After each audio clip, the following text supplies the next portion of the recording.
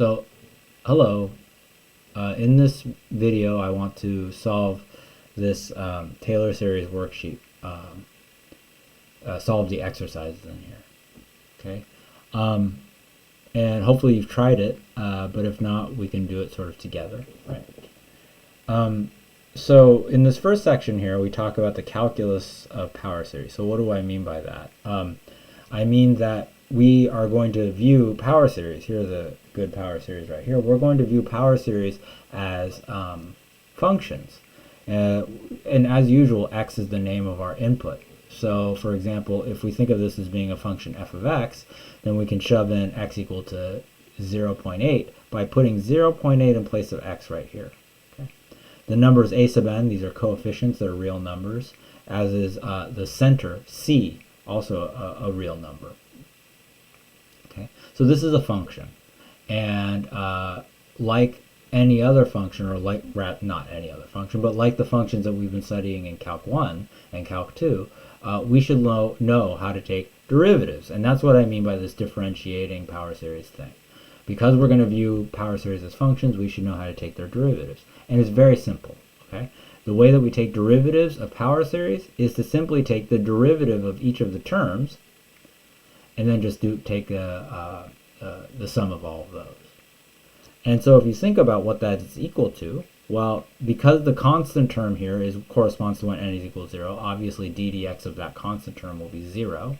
So we're going to start the sum at n equal to 1, and we have this expression. And how did I obtain this guy? That's just power rule. Very, very basic stuff, okay? That's the idea. I wrote some other stuff here that I don't think I said out loud during the lecture or anything like that, which is the following fact. When you apply a calculus operation to a power series, you don't change the radius of convergence of the power series. So differentiating a power series gives you another power series with the same center, but you do not change the radius of convergence of that power series. Okay. However, you might change the interval of convergence, which means that the behavior at the endpoints of the interval of convergence might change. So whereas prior at x equal, like if the radius of convergence is 1 and the center of the power series is 0, then at x equal to 1, which is the endpoint of the interval of convergence, you might have convergence for the original series, but then after you take a derivative, that might break. That is to say, it might be the case that at x equal to 1 in the derivative, you have divergence. Okay, so that can happen. But the radius of convergence stays the same. So you know everywhere on the interior of the radius, of the interval of convergence, you have absolute convergence, right? Okay, so then here I give you an example of this principle here in action. We are taking a derivative of a relatively simple power series here, sum from n equals 0 to infinity of x to the n over n factorial. That is a power series centered at c equal to 0. And by the way, with the knowledge that you know, and given what we've done, you probably know what function that is. That's in fact another way of representing the function e to the x power. All right, so to take its derivative, to take its derivative, okay, d dx of x to the n over n factorial, we just take the derivative term by term. That's what I mean by going from here to here. In fact, I make that comment here. The derivative is done term by term. That's sort of a commentary on this equality. All right? And so taking the derivative of this infinite sum is the same as taking the infinite sum of the derivatives in this case. Pretty intuitive and sweet. So now we just apply the power rule. The derivative x to the n is n times x to the n minus 1. And we still have the n factorial because 1 over n factorial is like a constant multiple, a constant that's multiplying by the x to the n. So we take the derivative x to the n. Yeah, you know what I'm saying, I hope. Now, n over n factorial, can we simplify that at all? Well, yeah, sure. Now remember, n factorial is n times n minus 1 times n minus 2 times ... times 3 times 2 times 1. So n over n factorial, well, what's going to happen is that those n's kill each other, right? They cancel one another. Another way of thinking about it is that another way to write n factorial is as n times n minus 1 factorial. So this n factorial here is like n times n minus 1 factorial. You know, for these videos where I'm working on like a worksheet or something, it seems like it would be a good idea to have bigger font or whatever, but it is what it is. Okay, and so if that's n times n minus 1 factorial, then we can cancel the n's, right? And so we get this expression, this right here. And then somehow this sum becomes that sum. And the question is, how does that happen? How does that work? They're clearly different looking, but I claim that they are equal to one another, and I'm right. So how does that work? Well, one thing to notice here is that this sum starts at n equal to 1, right? Whereas this sum starts at n equal to 0. So, how can I say it? If we're starting at n equal to 1 and we click through the positive integers, that means that we're going to start at the first term is going to be the n equal to 1 term, and the next term is going to be the n equal to 2 term, etc. Right? Now, if I want to rewrite that, but instead for some reason I really want the index n to start at 0 instead of starting at 1, well, I can do that. It's not a huge deal. But now, where in the thing that I'm summing up, wherever I see an n, because I'm starting at n equal to 0, what I want to do is replace that n by n plus 1, right?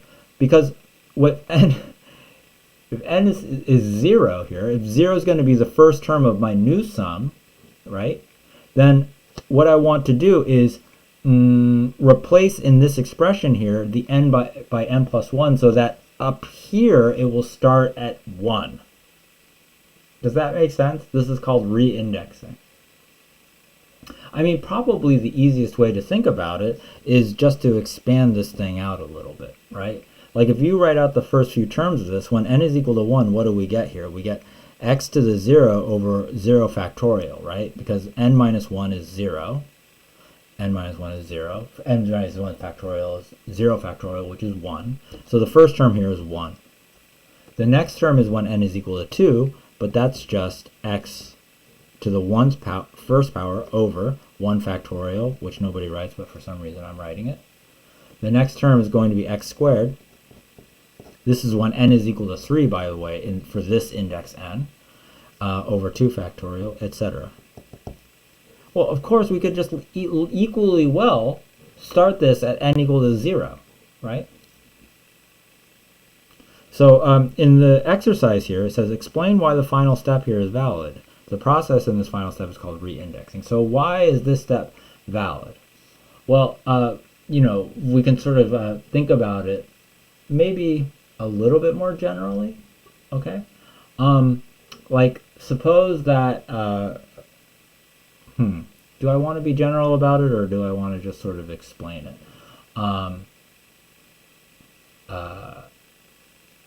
Maybe I'll say it like this. If we want to start the index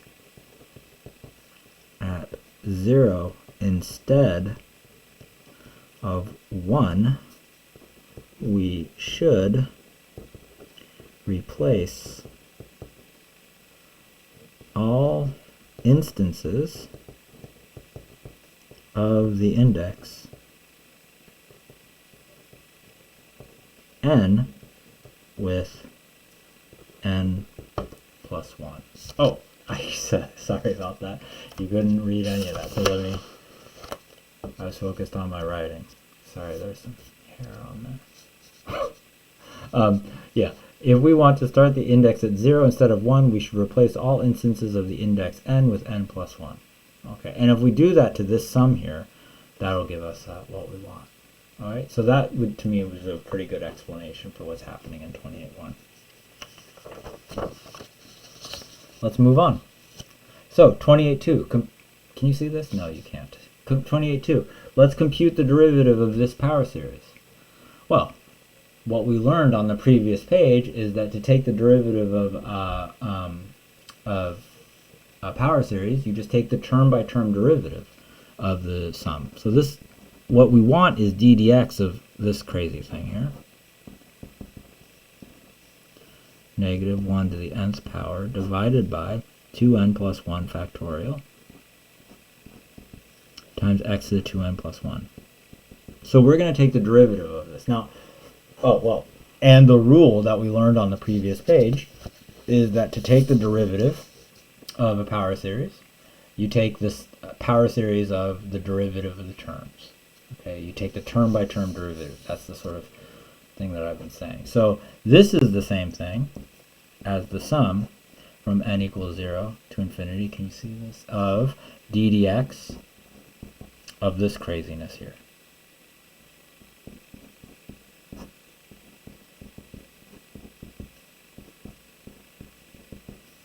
Okay. Now, don't be weird, please. Okay, we are not taking a derivative with respect to n. Okay, we are taking a derivative with respect to x. And sometimes people get weird about this because they see more than one letter and then their brain melts or something. No. We are taking the derivative with respect to x here.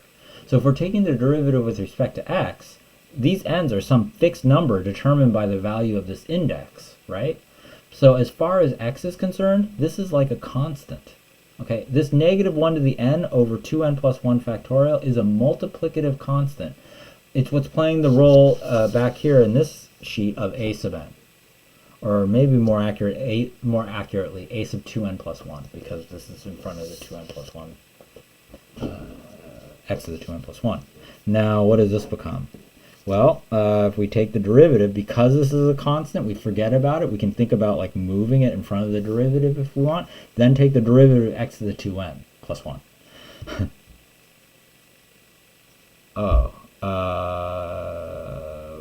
Right. So what we get is the sum from n equals 1 to infinity of, now let's see, we got negative 1 to the n over, I'm feeling very uncomfortable about this for some reason. Oh, I'm sorry, we're taking a derivative here. So it's negative 1 to the n. We're going to multiply this by 2n plus 1.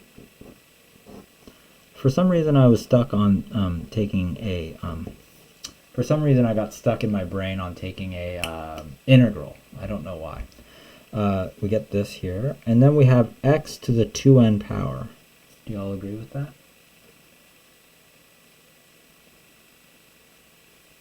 Ooh, why did I start it at 0 anyway? Or sorry, why did I go to n equal to 1? We have to be a little bit careful here. So I know that up here, here, we took the term-by-term derivative, right? And because the very first term of this power series was a constant, it died when we took the derivative, right? And that's why, since that first term is 0 after taking a derivative, we can start the sum instead of starting it at 0, we can start it at 1. Do you understand what I'm saying? And so here, I've made a mistake, though. Although I've done the thing where I've changed the index to start from 1 instead of 0, please notice that this power series, the given power series in the problem, does it have a constant term? I don't think it does. If you think about what the n equal to 0 term is for this, if you plug in n equal to 0, well, x to the 2 times 0 plus 1 is x. It's not a constant. There's no constant term in this power series here. It only has odd powers of x in it. Okay? So because there's no constant term, we are not going to start this at 1. Rather, we are going to start it at 0. Now this feels good to me. Well, it's not done yet, because I want to simplify this a little bit. But hopefully you understand why this is still starting at n equal to 0. All right, next point. Can we simplify this at all? Yeah, we can. Please notice that we have 2n plus 1 in the numerator and 2n plus 1 factorial in the denominator. And another way of writing 2n plus 1 factorial is as 2n plus 1 times the next number down, 2n, that thing factorial. So the 2n plus 1's kill each other upstairs and downstairs. And what we end up with is the sum from n equals 0 to infinity of negative 1 to the n over 2n factorial times x to the 2n. And this is the answer that I think I want. Okay, so for those of you that watched the lecture this morning, you probably, or I don't know if you do, I know these things look very arcane or whatever, but if you were paying very close attention, you might notice this guy right here is the power series for centered at 0 for sine of x. And we'll also, like we talked about this morning, this guy here is the power series for cosine of x. And so all we've done is in the world of power series shown that the derivative of sine is cosine. That's what we've done. See, facts about over here in the world of functions are going to also be true in the power series representations of them, right? Otherwise, it would just be a ludicrous situation.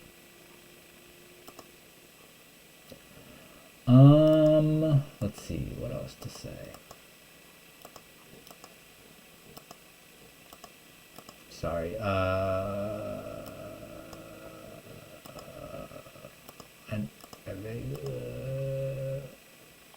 Sorry, I had something to do there.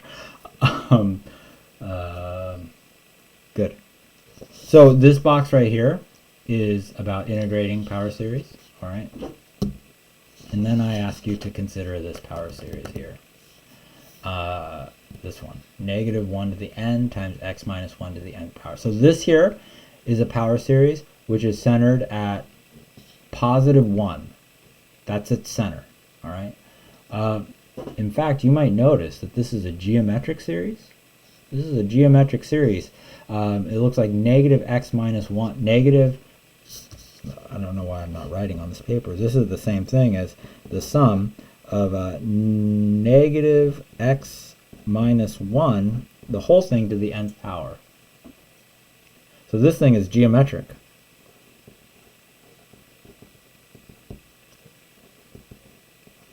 It's geometric, and whenever you're talking about a geometric thing, you might notice that a is equal to, a is the first term, which is, in this case, 1, because when you stick n equals to 0 here, you get 1. Anything to the 0th power is 1 for us. And when you, the radius of this thing, sorry, not the radius, the number r that we associate to the geometric series, it's 10:25 p.m. here, so please bear with me. R here is going to be negative x minus 1, the thing that we're raising to the nth power.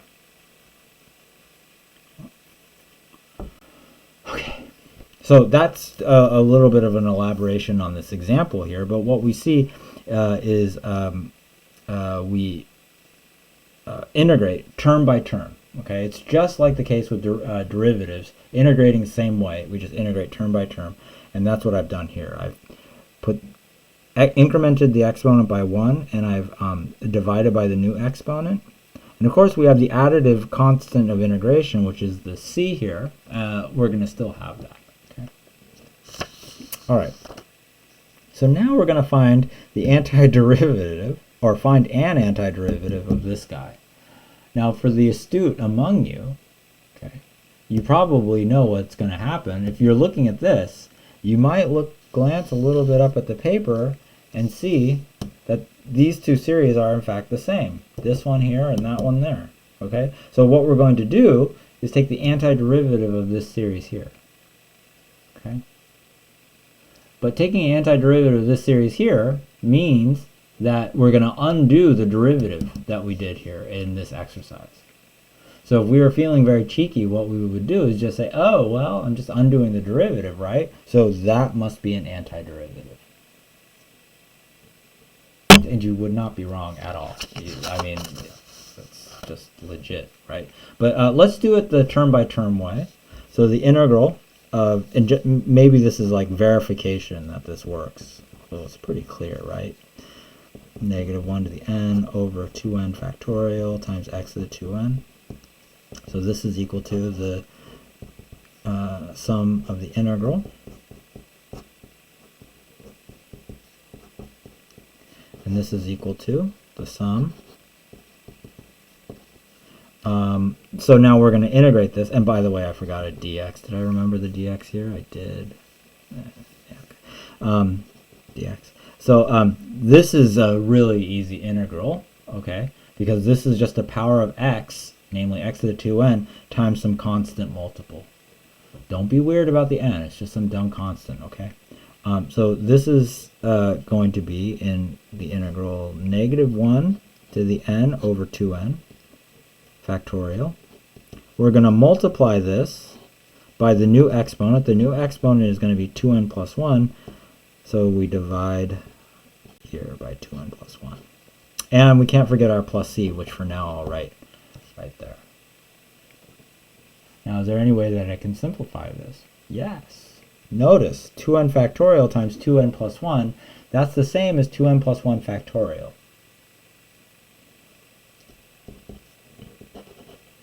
Oh, and so in the end, and since we want an antiderivative, as I wrote in this instruction, we can just make the c 0. Let's just do that and not have to write c anymore.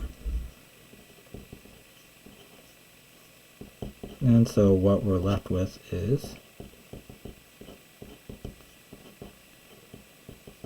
exactly this power series. Whoa, exactly the same. Okay, does that make sense? All right. So now I spend a page, maybe even a little bit more, talking about how Taylor series work. Okay? So let me just sort of briefly go through this. We start with the assumption that f has a Taylor series centered at x equals c. That looks like that. And the central question that we would like to ask, and I call this equation here star, I label it star. We would like to know what the values of the coefficients a sub n are. Right? That's what we would like to know. Because if we know a sub n, we sort of know everything about the series, right? We could write down the series relatively easily. All right, so to find, here's the argument that I gave, I think yesterday, Tuesday's lecture. What we do to find these coefficients, for example, if we want to find a naught, a sub 0, we make the following observation. If we plug in c into this power series here, then almost everything here dies. Almost everything dies except for this a sub 0 that's right here. And that's because any higher power of x minus c that appears, okay, that term is going to be dead when we plug in x equal to c. Because c minus c is 0, and 0 to any power is 0. Okay? Or not any power, but 0 to any positive power is 0. Okay? So we have this here. We plug in x equal to c, we get this expression. All these terms die off, and what we are left with is a naught.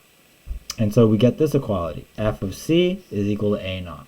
And just to emphasize that what I've done is learned about a naught, I write the a naught to the left. This is information about the coefficients that we're interested in. Okay. Now we're going to be interested in a1. To find a1, what we do is, this is so beautiful to me, we take a derivative. Okay? And if we take the derivative of the power series, like we just said, the derivative of power series is the term-by-term derivative, right? So that means that the derivative of this equation up here is this equation down here. We just take the derivative of a sub n times x minus c to the n. Now if there is an n equal to 0 term, that term will die, so we may as well start the series at n equal to 1. Does that make sense? Now, when we plug in c into both sides of this equation, once again, all terms that involve a power of x minus c, a positive power of x minus c, will die after we plug in x equal to c. Oh, sorry, I shouldn't have crossed those out. These are the ones that die, right? We're just going to do that. Like that never happened, okay? And what we are left with is the constant term of this power series, which is a1. Okay, so that must mean a1 is equal to f prime of c. Nice. Next, a2. You play the same game. I won't reiterate it, but you can read through it. It's the exact same game. And what we learn, see, you might be lulled into some sort of false impression that a naught, because a naught is equal to f of c and a1 is equal to f prime of c, maybe you would be lulled into the impression that a sub n is equal to the nth derivative of f evaluated at c, but you would be wrong. Okay? In fact, you can see that breaks as soon as you get to the second derivative. F double prime of c, if you are careful about it, what it is, you've taken the derivative of f prime, so you get n times n minus 1 times a sub n, okay, times x minus c to the n minus 2 power. So I'm just taking the term-by-term derivative of this series right here. And I get this series right here. Okay. Now, again, we're going to plug in c, and what we're going to see after plugging in c is all these terms dying. And the only thing that's left over is the constant term, which is 2a2. So 2a sub 2 is equal to f double prime of c. So in fact, a sub 2 is f double prime of c divided by 2.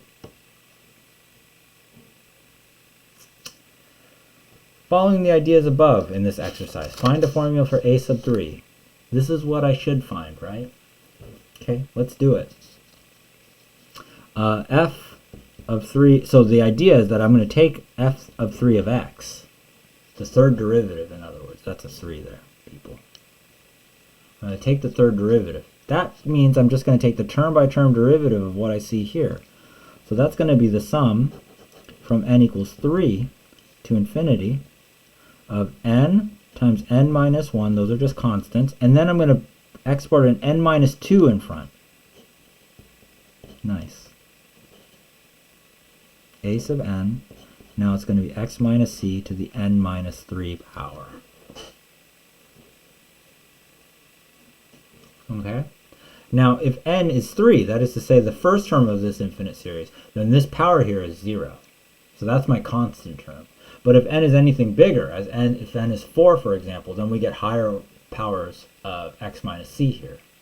And so if I plug in c into this equation, then what I obtain is n times n minus 1 times n minus 2 times a sub 3, I believe, right? That's the first term. Oh, I'm sorry. I don't know why I wrote the n. Let me write that again.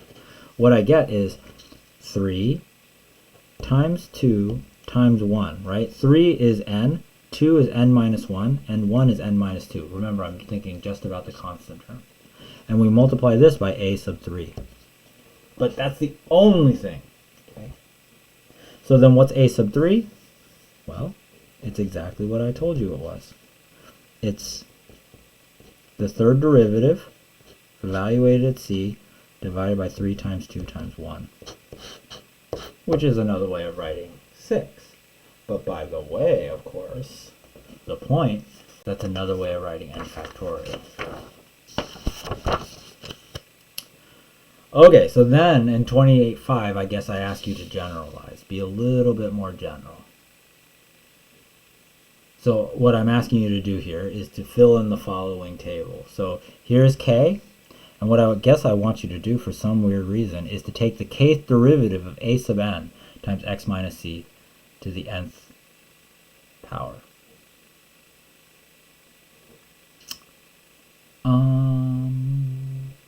Yeah, so let's see, what's the first derivative of this? The first derivative of this is n times a sub n times x minus c to the n minus 1 power. Right? It's just power rule. That's the first derivative. Now, what's the second derivative? That's this k equal to 2 thing. Well, I'm going to take this n minus 1, I'm going to put it out front. So I get n times n minus 1 times a sub n times x minus c to the n minus 2 power. What's the n equal to 3 term? n times n minus 1, now I'm going to put the n minus 2 out front, times a sub n times x minus c to the n minus 3 power. What's the n equal to 4 term? Or k equal to 4 derivative, the fourth derivative. I don't know why I made you do this, but I did.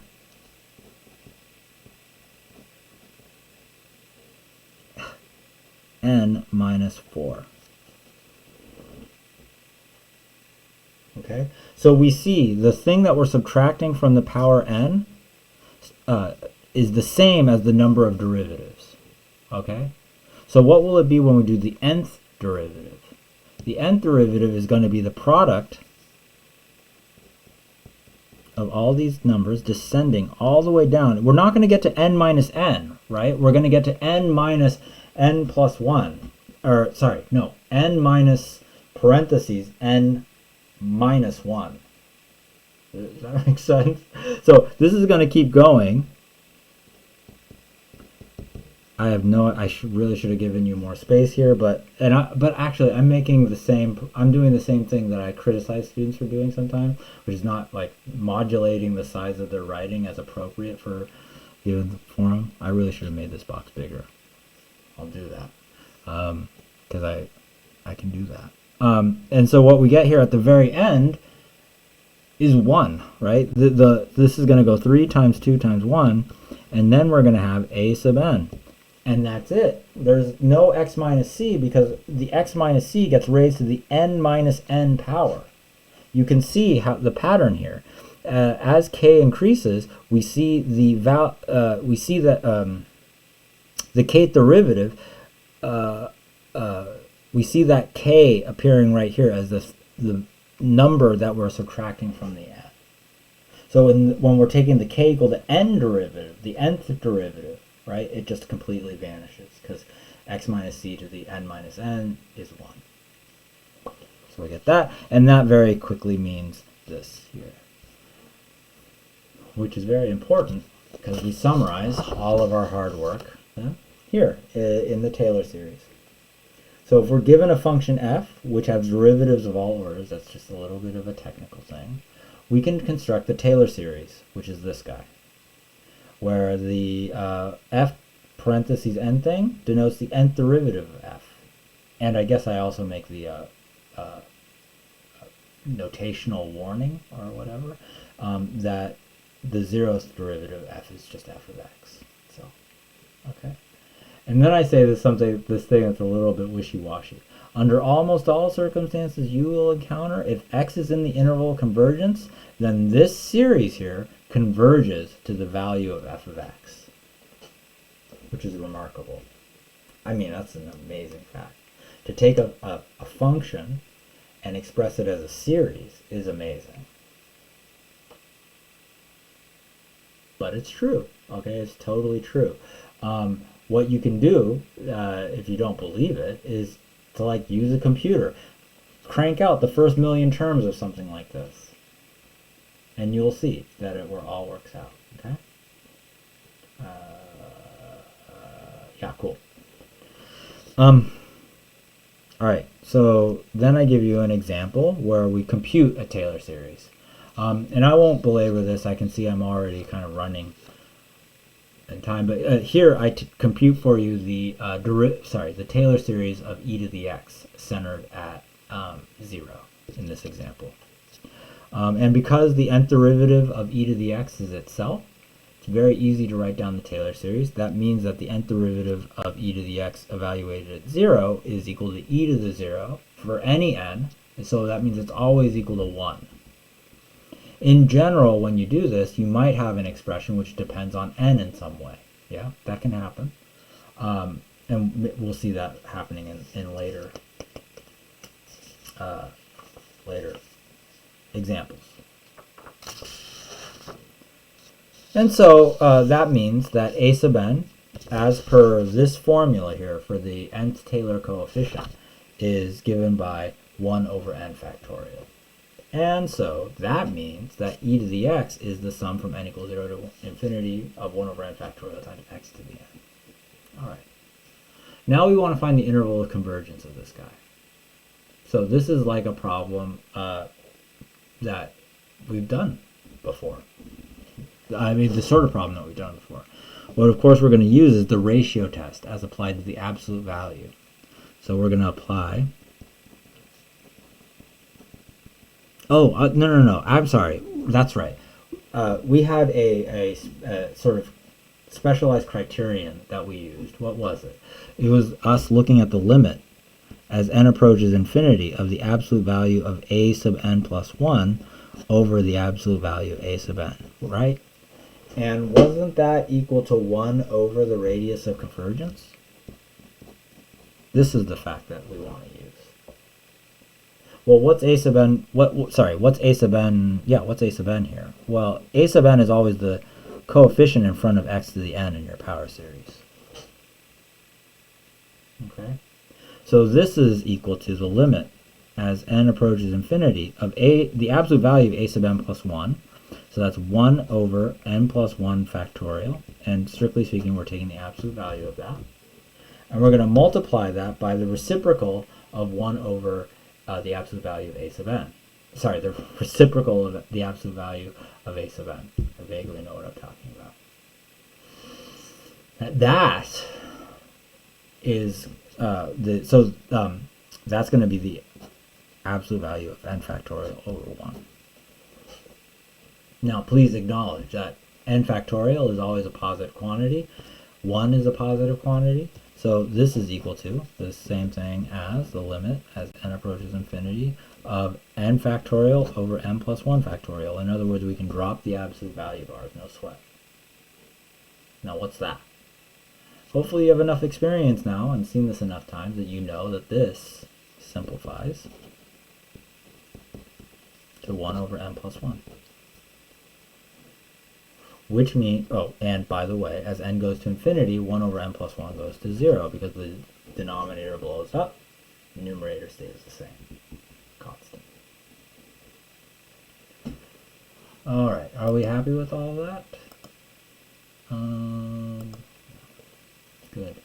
Oh, I'm sorry. What is the conclusion, right? Because this 0 is supposed to be 1 over r.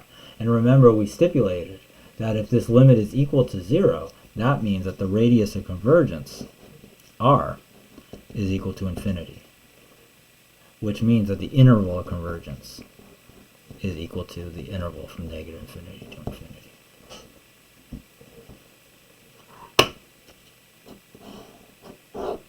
All right, great.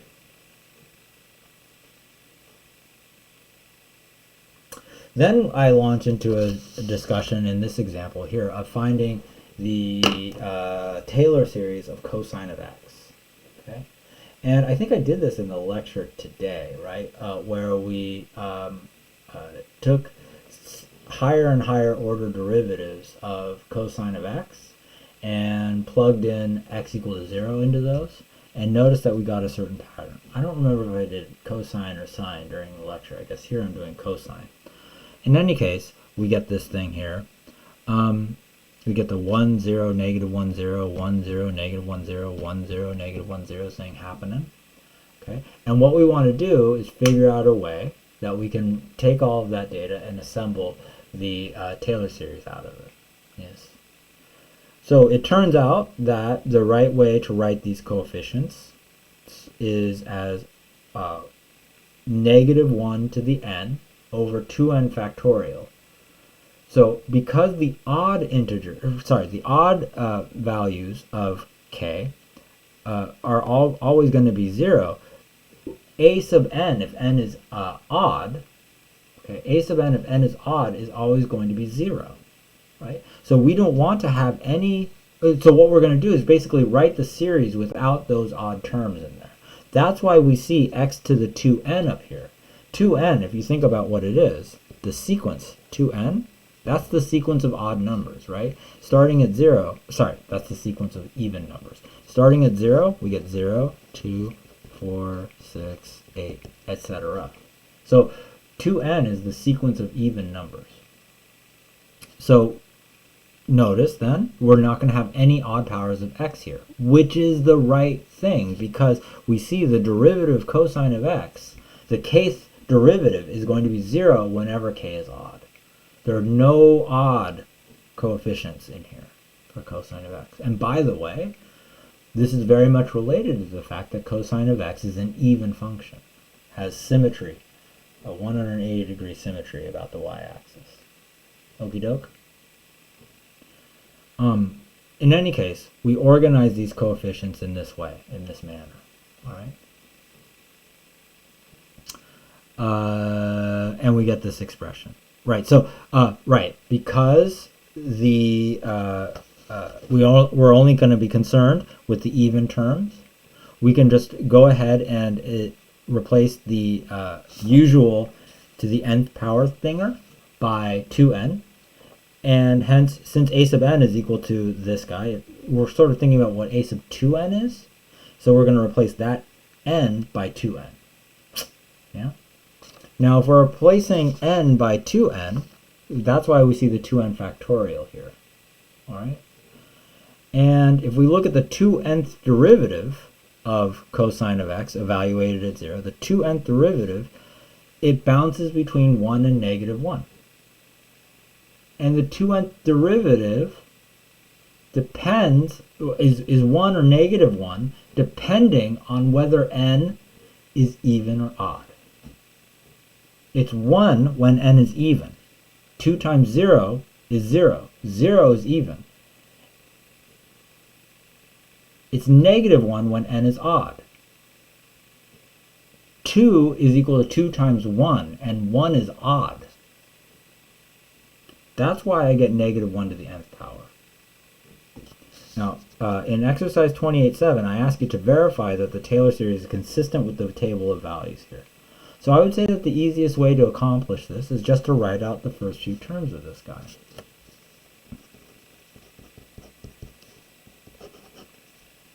So we said it's the sum from n equals 0 to infinity. I don't know why I'm copying this. I am. So if I stick n equals 0 into here, okay, what do I get? Well, this anything raised to the zeros is 1. Down here we have 0 factorial. 0 factorial is 1. So this is the same thing as 1. X to the 0 is 1. So that's my first term is 1. Yeah, that sounds good to me.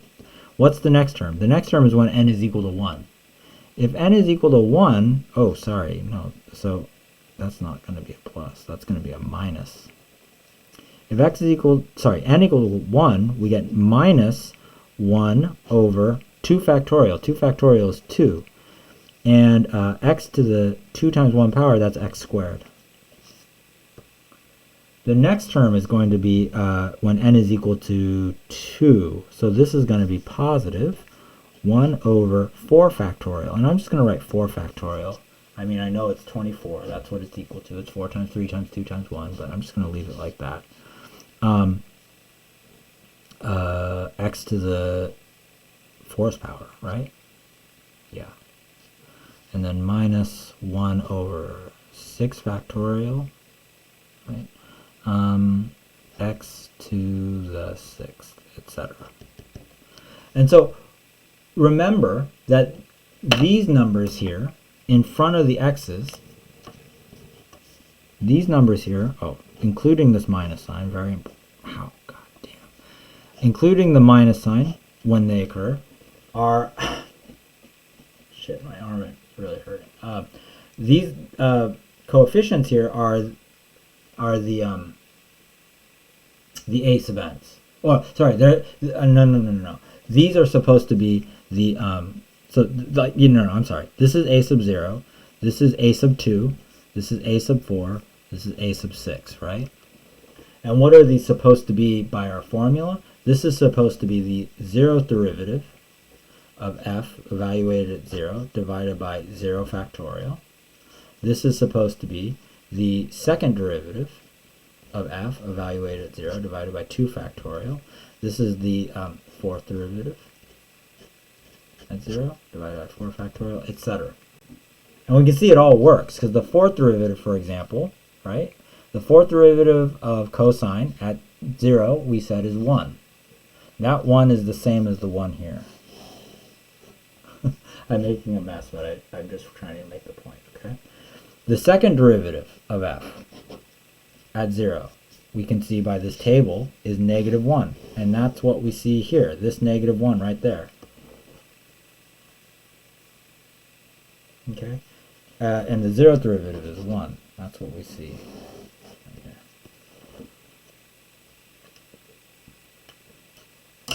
This makes sense?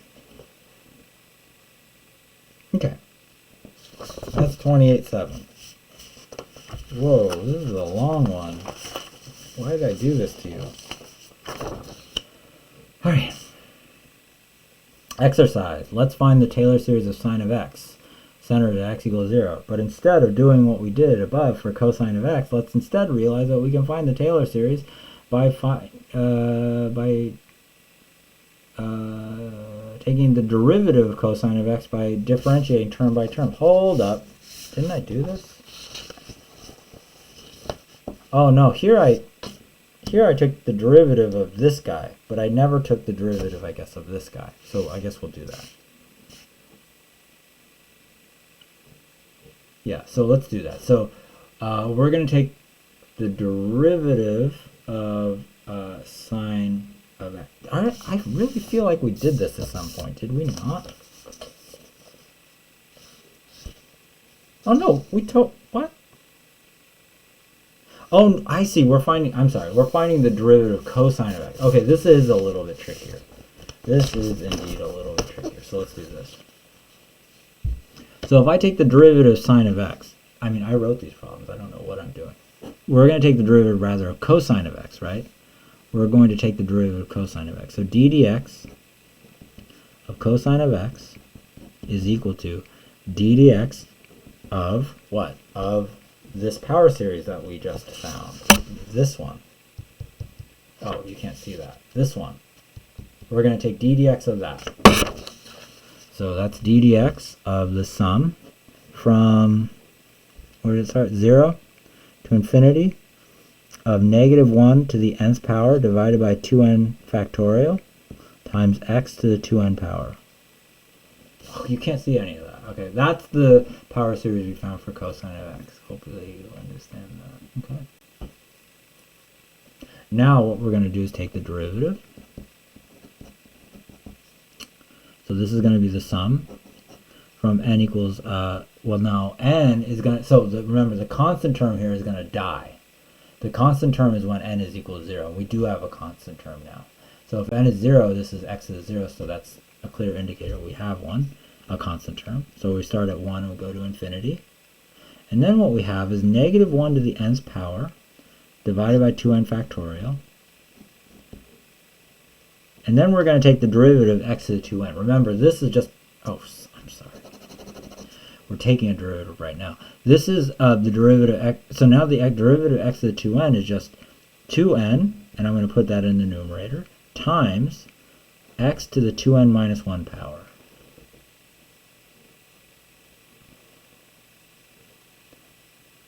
Now please notice that 2n over 2n factorial is equal to 1 over 2n minus 1 factorial.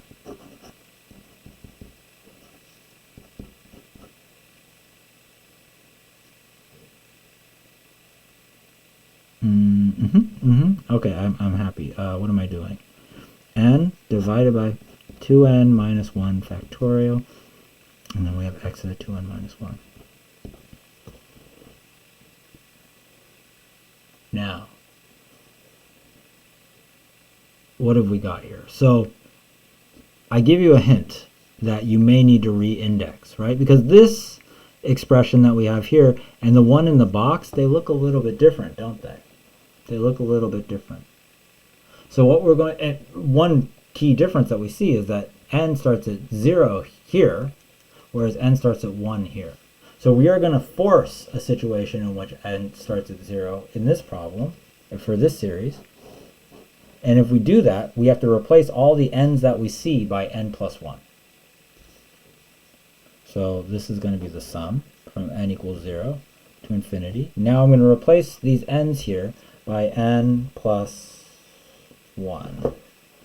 So I get -1 to the n plus 1 power divided by, now sometimes, so I've seen people make this mistake before. Let's be clear. If you replace 2n minus 1, if you replace the n here in 2n minus 1 by n plus 1, this is not equal to 2n plus 2 or 2n minus, or some weird, no, let's just be clear on what this is. This is 2n plus 2 minus 1, right?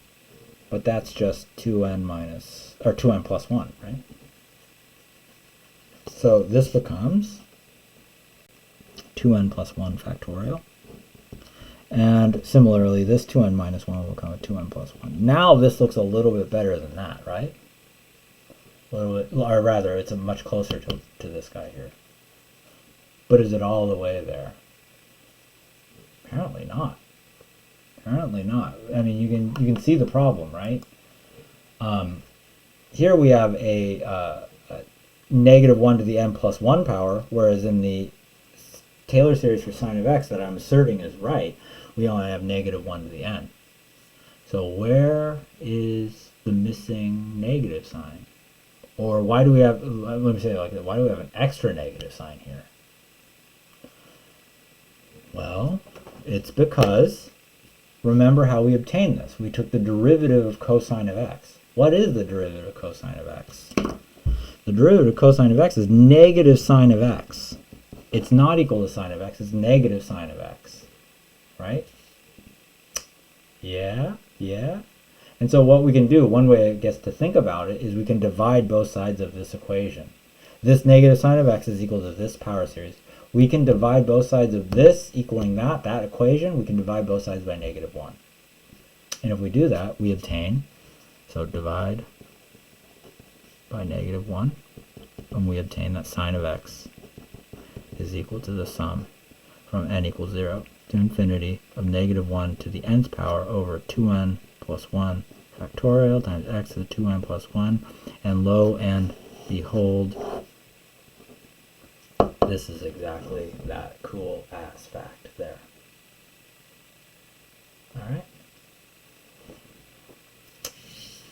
Alright, here's an example. And I say this is an easy example for some reason. I want to find the Taylor series of 1 over x centered at x equal to 1. We're going to construct a table of values and see if we can't see a pattern, detect a pattern here. So in looking at this, let's see. I'm going to write down the derivatives of 1 over x. The zeroth derivative is just itself, and if I evaluate... Oh, I wrote... Sorry. Shoot, I made a boo-boo. Look what I wrote. I said that I was evaluating at x equal to 0 here, right? But in fact, I want to be evaluating at x equal to 1 because that's the center of my Taylor series. Are you with me? Yeah, that's... I'm sorry.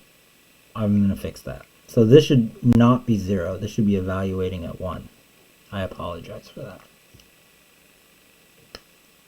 So if I evaluate 1 over x at 1, I get 1. Now I take the derivative of 1 over x. I get negative 1 over x squared. If I evaluate that at 1, I get negative 1.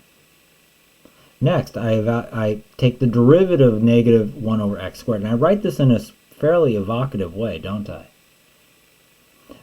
What is negative 1 over x squared? So negative 1 over x squared, that's a synonym for negative x to the negative 2 power.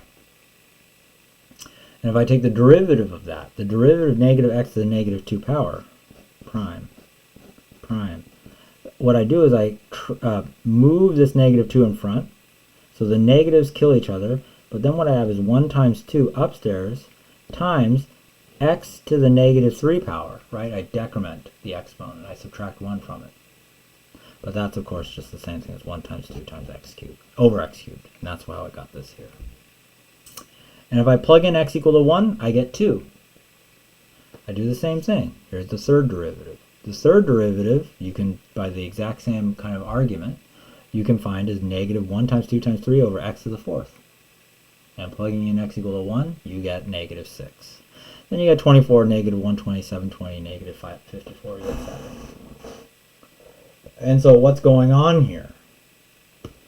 Well, I say, hopefully it's clear what the pattern is. The nth derivative of 1 over x evaluated at x equal to 1 is negative 1 times times n factorial.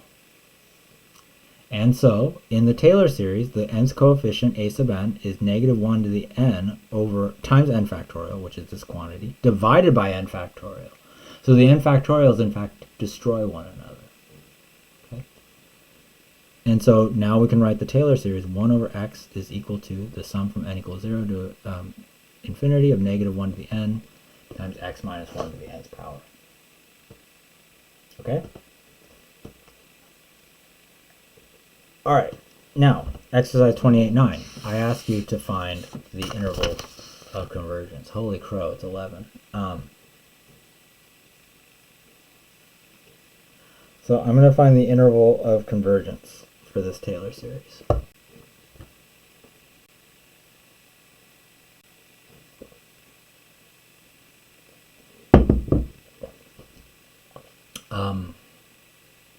Oh yeah, so I'm going to use that result, that fact that we learned back in the day, for finding the radius of convergence first, right? We're going to first find the radius of convergence by examining the limit as n approaches infinity of the absolute value of a sub n plus 1. Can you see that? Yeah. Over the absolute value of a sub n. And this is supposed to be equal to 1 over r. Maybe I'll write the 1 over r over here. Okay? Now, what is this? Well, so n plus 1 I get by sticking n plus 1 into here. That's just going to be negative 1 to the n plus 1 times x minus 1 to the... Oh, no, I'm sorry. We don't even need that. We don't need any of this. We can just close this off. I don't know. What the hell is wrong with me tonight? I have no idea why I decided to scribble that out in a different color. A sub n here, okay, is the coefficient in front of the x minus 1 to the n. So that's going to be negative 1 to the nth power. And the absolute value a sub n then is negative 1, the absolute value of negative 1 to the n.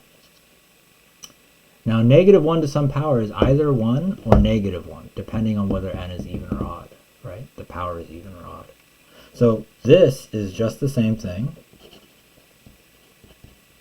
as 1 over 1. And you know what 1 over 1 is? It's 1. So what does that mean? That means 1 over r is equal to 1. This implies that the radius of convergence is equal to 1. Okay? So if we draw a real number line here, here's the center of this power series, by the way, is at positive 1. And what we just learned by learning about the radius of convergence is that we are guaranteed to have absolute convergence between 0 and 2. We know that for sure. What we don't know is what's happening at the endpoints, 0 and 2. To figure that out, we plug in values. Now, if x is equal to 0, for example, I plug in x equals 0, the series becomes sum from n equals 0 to infinity of negative 1 to the n times 0 minus 1, which is negative 1 again, to the n. This is the same as the sum from n equals 0 to infinity of negative 1 to the 2n power. Now, 2n is always even, right?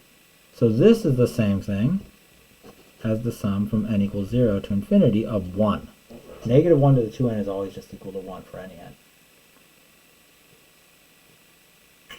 So what can we say about this series? This series is definitely divergent.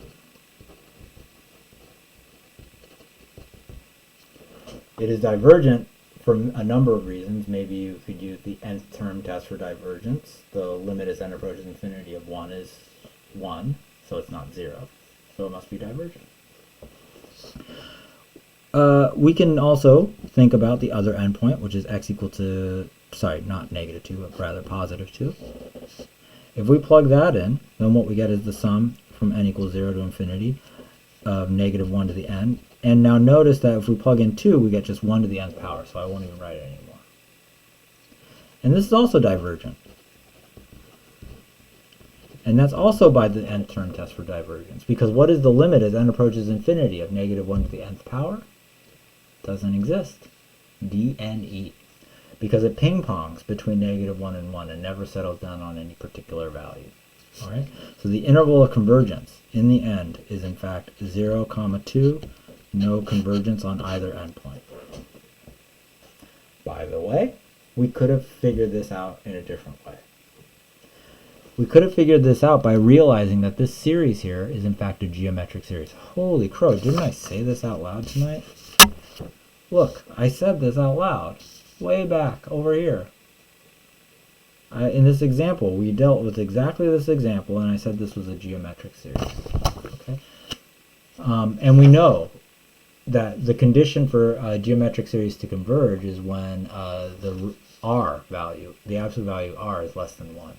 R here is negative x minus 1, and so we could take the absolute value of that, set that less than 1, and then solve for x.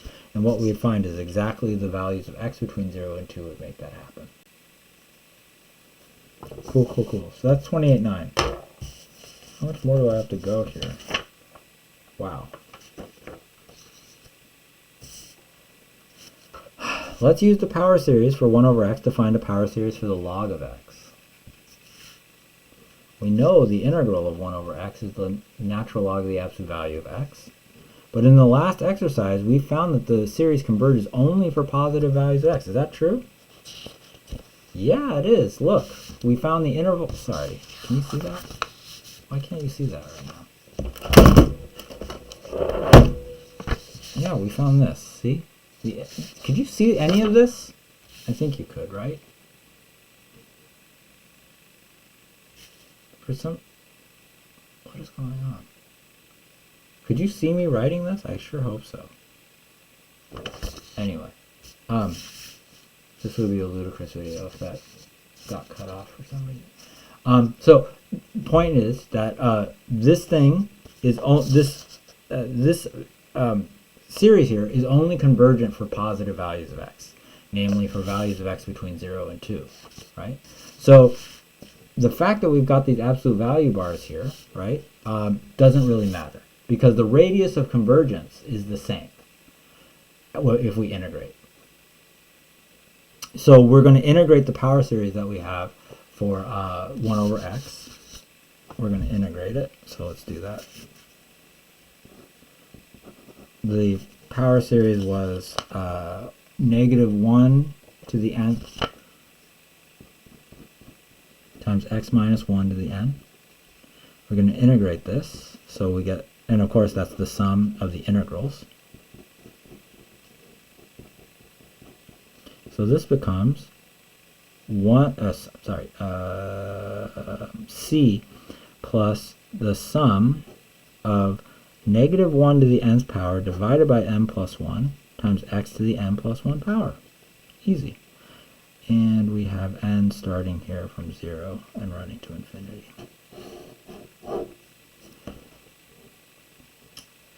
And so at part B, it says you should have a constant of integration, which we do. There it is.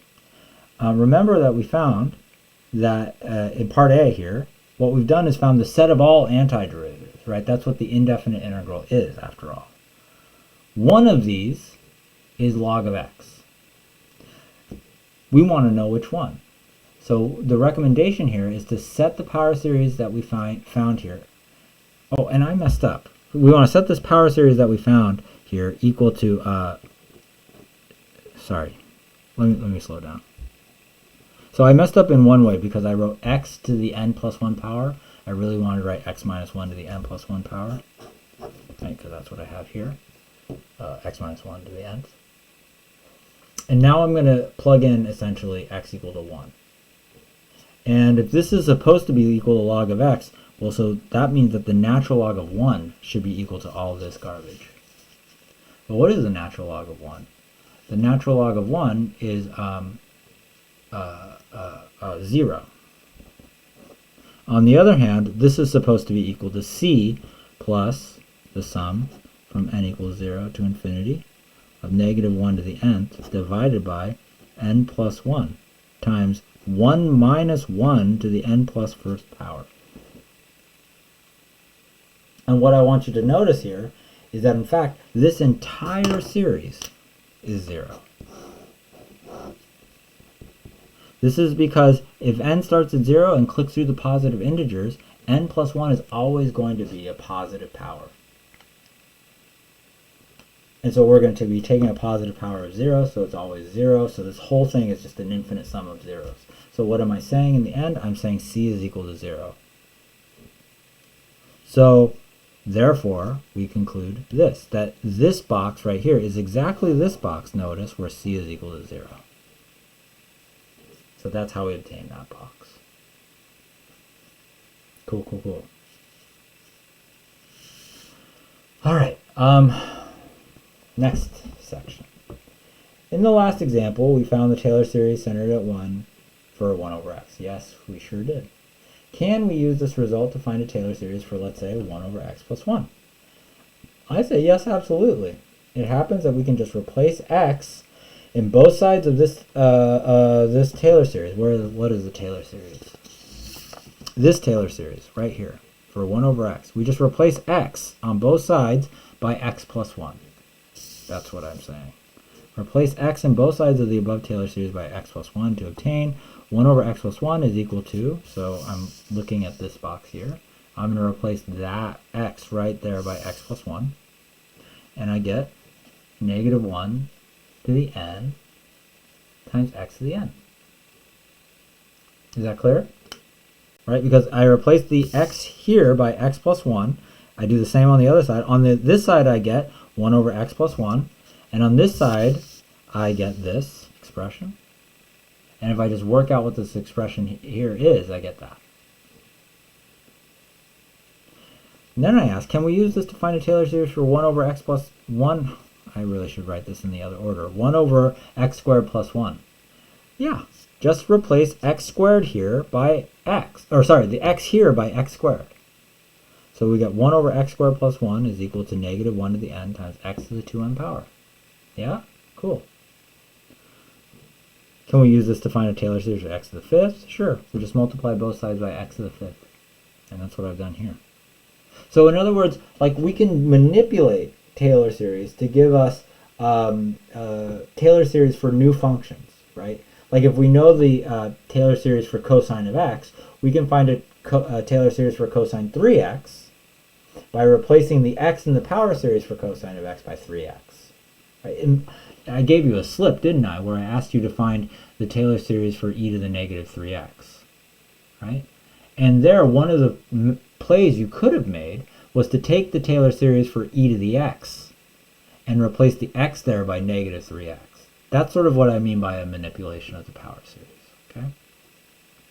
There are more manipulations, but we don't have time. Anyway, can we use this fact, this method, to find a Taylor series for tangent inverse of x? How? Well, the key thing that you want to do is look at this Taylor series right here.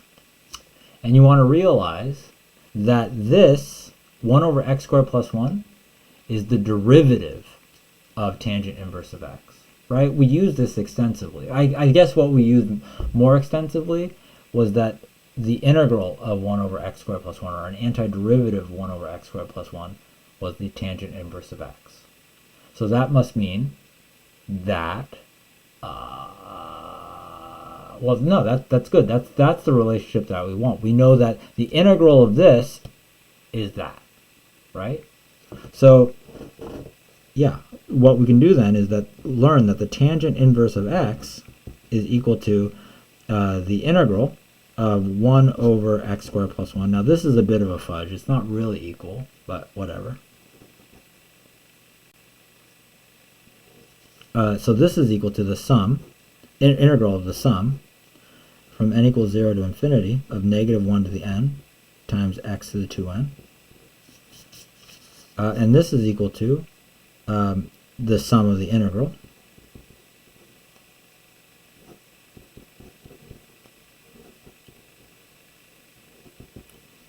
I forgot my dx on that. Just do. And so this is equal to the sum, or c plus the sum from n equals 0 to infinity of negative 1 to the n over 2n plus 1 times x to the 2n plus 1 power. Okay. Now the question is, what's c? Well, if we plug in x equal to 0 on this side, we get 0. If we plug in x equal to 0 on this side, we also get 0. In this sum, rather. And so we're left with c equaling 0. So that must mean that c is equal to 0. So yeah, this is the, maybe I'll write it like this to be lazy. That's the Taylor series of the tangent inverse of x. Okay.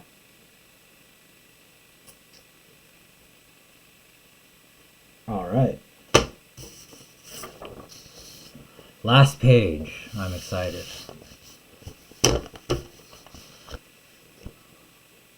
Use the Taylor series for e to the x to write a Taylor series for e to the negative x squared. Okay, that's easy. So let's remind ourselves, e to the x is the sum from n equals 0 to infinity of 1 over n factorial times e to the negative, or sorry, e to the, what the fuck am I doing? X to the n, right? That's what the Taylor series there is.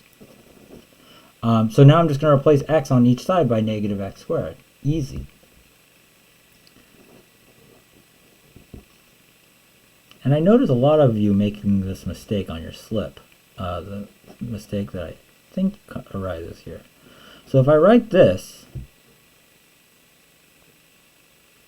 let me do it like that. If I write this, I'm a little bit off. And the reason is because of order of operations. Exponentiation, exponents happen before multiplication. So this would suggest that I'm taking x, I'm raising it to the 2n power, and then I multiply by negative 1. No, that's not what's happening here. Rather, what I want to be doing is replace this x here by negative x squared, so that the whole thing, negative x squared, gets raised to the nth power. And this is crucially different, because another way of writing this is the sum from n equals 0 to infinity of negative 1 to the nth power over n factorial times x to the 2n. So that there is my Taylor series. All right. Okie doke. Write the Taylor series for the all-important z distribution, which is another name for the normal distribution whose mean is 0 and standard deviation is 1. So that's a lot of words there, and maybe you know what they mean and maybe you don't. It really depends on whether you've taken statistics before in your life. It's not required at all that you know statistics. On the other hand, you should, at some point in your life, learn some statistics. Just because, like, so much knowledge that is out there, and you know, free for the taking for an educated individual, is locked up in the language of statistics and such. Okay, and believe that the normal distribution, this guy here, plays an absolutely central role in statistics, and that's a bit of a pun. Okay, because you learn about something called the central limit theorem, which is sort of a very, very deep fact about the universe that, well, I won't get into it here because it's late and I want to get this done. We're going to write the Taylor series for the z distribution.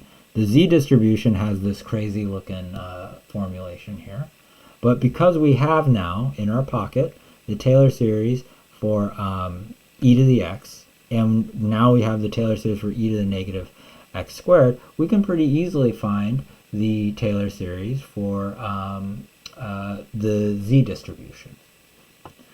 Yeah, so what is that? So z of x, well, it's just going to be 1 over the square root of 2 pi times the sum from n equals 0 to infinity. Now what we're going to do is replace this x here by negative x squared over 2. So we get negative x squared over 2, this whole thing raised to the nth power. Okay? And I want to make this look prettier because I like seeing the sort of polynomial structure of this. So this becomes, let's see, negative 1 to the nth power in the numerator. Downstairs we have n factorial, and we're multiplying that n factorial by 2 to the nth power. All right, and then we have x to the 2n power. There it is. Why on earth would we ever want to do this or work with this? Well, the reason is because when you study statistics, when you study probability, what you learn is that probabilities for these kinds of continuous distributions like this are measured by precisely definite integrals. That this is not exactly a picture of probabilities, like this is not exactly a probability function. It's rather something called a probability density. And so the only way that you can obtain probabilities out of this function is to integrate that function. Okay, so for example, I don't know, like you might find yourself wanting to find the integral from 0 to 1 of this z of x. That might represent the probability that, you know, a certain thing that you're looking at is within 1 standard deviation above the mean, for example. It doesn't matter if you know what I mean or not. To find that value, what you're doing is finding the area of this region here. Okay?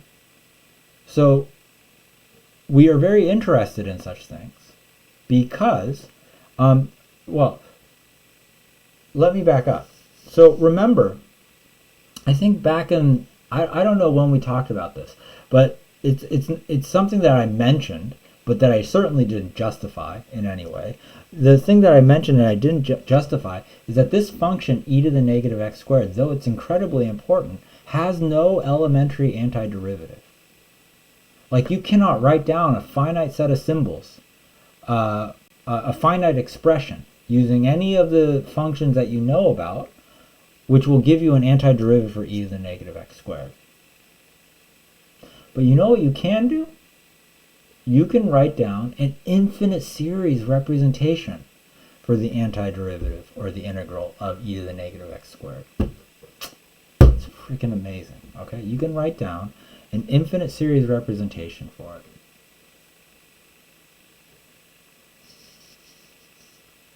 And if we do that, well, so I guess what we want to do now is write down an expression for this definite integral. The definite integral, rather, of this. Are you scared? It's a little bit scary, right? But let's try to do it. Because, again, if we were to try to... yeah, let me back up. Look at this guy. This guy, because it involves e to the negative x squared, it's just as intractable of an integral. If we were to try to integrate this straightforwardly, it's just as intractable as an integral as this guy here. The fact that we have this over 2 makes no difference. And the constant out front, who cares, right? That's not going to help it become more integrable. So we're going to write down, though, the definite integral by doing a definite, by writing down an infinite series which represents it. Okay? All right, so the integral from 0 to p of z of x dx. Well, we need to do is find an antiderivative of this. Okay, so what we're going to do is we're going to integrate this first. So we're going to take the integral of 1 over the square root of 2 pi times the sum from n equals 0 to infinity of negative 1 to the n over n factorial times 2 to the n times x to the 2n.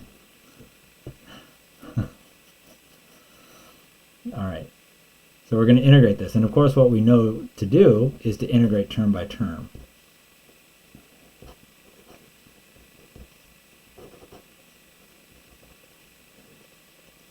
So if I put in here negative 1 to the n over n factorial times 2 to the n. Now I'm going to increase the exponent here to 2n plus 1 and divide by the new exponent. Like that. And of course there is a plus c here. But because we are dealing with a definite integral, we actually don't give a crap about the plus c. Right? We just want any old antiderivative, so let's just take the one where c is 0. Right? And then what we're going to do is evaluate this from x equals 0 to x equal to p, because that's what I'm being told here to do. Now, if x is 0, what do we get if x is 0 here? I think we get 0. That's because there is no constant term in this antiderivative, right? So if I plug in x equal to 0, I always am going to see positive powers of 0 here. So this whole thing is going to be 0 at 0. What about a p? Well, I don't know what else to do except just shove the p in. So the point is that this here is equal to 1 over the square root of 2 pi times the sum from n equals 0 to infinity of negative 1 to the n over n factorial 2 to the n times 2n plus 1 times p to the 2n plus 1 power. There it is.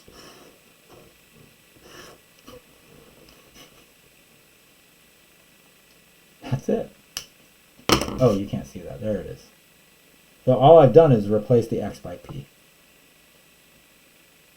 Okay? Now, why on earth would you ever want to do this? Well, because you want to do this because this is so freaking useful. The z distribution, the normal distribution, the Gaussian. It's so incredibly useful that it's worth it to have to go through this headache of dealing with this infinite series. Okay? How can we actually use this, though, to like gain any insight at all into this? It's a pretty incredibly complicated looking series, right? Very complicated looking. So you might ask, like, even if p is just a modest number, like 1, how can I evaluate this? This is not a geometric series. This is some crazy alternating series. If p is positive, it seems intractable. It seems too difficult to do anything with. Well, when something seems intractable, what you should try to do is give it to a computer and see if a computer can make better work of it.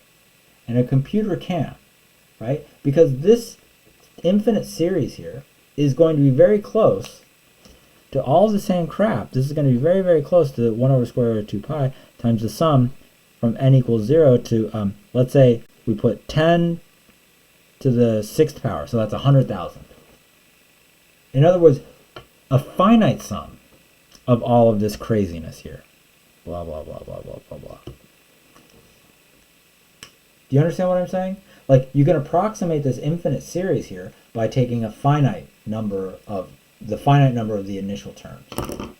And you can program a computer to spit out that value for you. It's called, you can set up a for loop, as I've done maybe, or at least once before for some of these problems. I'm not going to do it now because I don't want to. But if I wanted to, I think I could. And that's because I know how to code. And you should learn how to code. And with that, I think I'm done. Okay, I went through all the problems of this worksheet. This video is 80 minutes long. I think it's long enough. Okay. I love you. Goodbye. That's enough. If you got any questions, I'd ask.